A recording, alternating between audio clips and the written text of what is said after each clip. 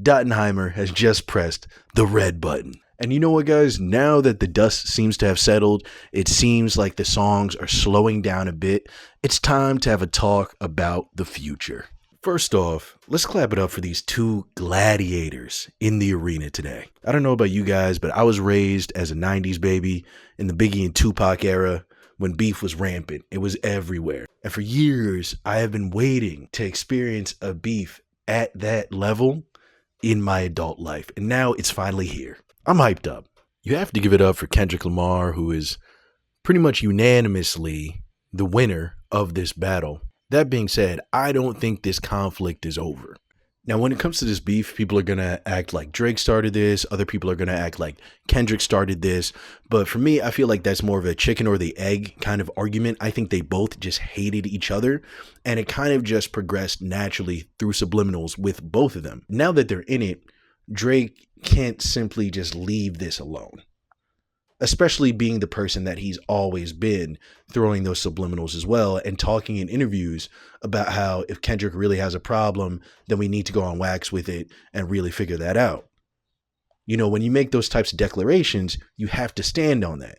That's why I ended up making 3 different videos about J. Cole, because he talked this way for so long and didn't stand on that. But luckily, these two have the blood of warriors. No matter what you want to say about Drake, you can say he's corny. You can say things that are actual facts. He's gotten pissed on. He texted this girl or that girl, whatever. He's been weird. He, does goofy shit. You can say a million different things. But one thing you cannot say about him is that he backs down from a fight. And I think that's something that a lot of hip hop heads need to start acknowledging about him. Is you keep trying to play him as this complete and utter pussy who's like cowering from everything. But anytime anybody's ever tried to play him, he's put his chin out there. And listen, he's gotten knocked down a few times. But when you put your chin out there, every once in a while you are going to get knocked out. It is what it is. You just have to respect somebody for wanting to step in the ring in the first place. Usually when it comes to battles or it comes to beefs, these things go on for years. It's only because now we're in the internet age that things progress so quickly. And especially with this beef, people were dropping every day. So, of course, we want to put a nice bow on everything after we got 10 tracks. Think about that, 10 tracks. The hip hop community is not used to this much material in such a short amount of time. So we're quickly putting our decision on everything. I'm not saying Kendrick didn't demolish Drake on some of those tracks. I'm not saying Drake didn't have a couple good shots himself. But the simple fact is we are dealing with two dudes who, number one, genuinely hate each other. And number two, are extremely petty. People like to forget that Ether came out 6 months after Takeover did. Of course, Kendrick won this battle, but this is more than a battle. It's a war. Of course, Kendrick is on top for this altercation, but it doesn't mean that Drake can't come back months from now, maybe even a year or two from now. People say Kendrick has more tracks. People are even saying that Drake has more tracks and is going to drop them. And I'm not surprised at all. It's almost inevitable. Number one, because supposedly Kendrick Lamar is supposed to be dropping an album sometime this month. And as we all know, Drake just dropped a new song called The Heart Part 6. And we all know The Heart Part 1 through 5 is a series of songs that Kendrick has been releasing since he pretty much got on the rap scene. So no matter what, at some point in time, Kendrick is going to have to address what happened. And it's the same thing with Drake. Everybody's obsessed with Euphoria, Meet the Grams, Not Like Us, but 616 in LA is a timestamp record. And the next time Drake drops a timestamp record, you better know he's going to say something about this issue.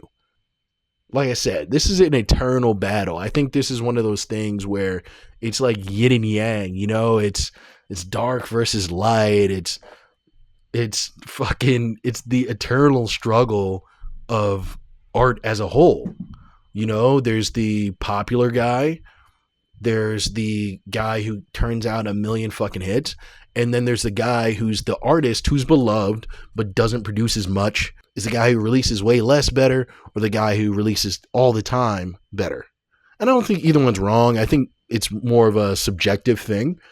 But that's something that's always been there in hip hop, especially nowadays when it comes to the internet. When it comes to rap beefs of this magnitude, It's sort of like Pandora's box. Once you open it, it can't really be closed. And so just because one conflict ended doesn't mean there won't be more conflicts down the road. I mean, we're even seeing some conflicts develop right now. For those of you who don't know, Drake's house just got shot up. Nobody knows the entire story behind the thing, but people have been talking about The Weeknd's manager, Cash XO, being the one behind it, because apparently a few days ago, Cash XO had a security guard who got shot out in Encino, California. And most people think it's tied to Drake's camp. You know, this 20v1 thing is funny, it's interesting, and let's be honest, it's just plain entertaining. But when it gets real, this becomes a very, very scary thing. You know, Drake isn't just dealing with Kendrick Lamar.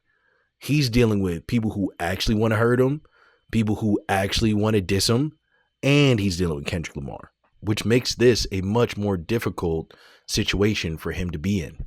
And knowing how petty Drake is and knowing how much of a sore loser he is, I don't think anyone can come back from what they're doing to him now.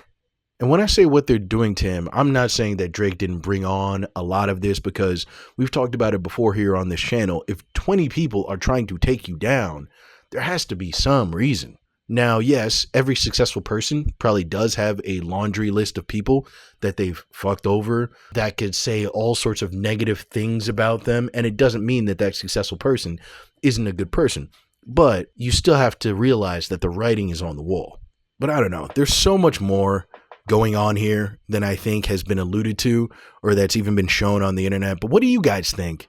Do you think this whole Drake, Kendrick Lamar beef is still going to keep going? Do you think it's just done? It's just over. No one's releasing any more tracks and we just all need to get over this? Let me know in the comments. Let's talk about it. That's been the video. I'll see you later. Peace.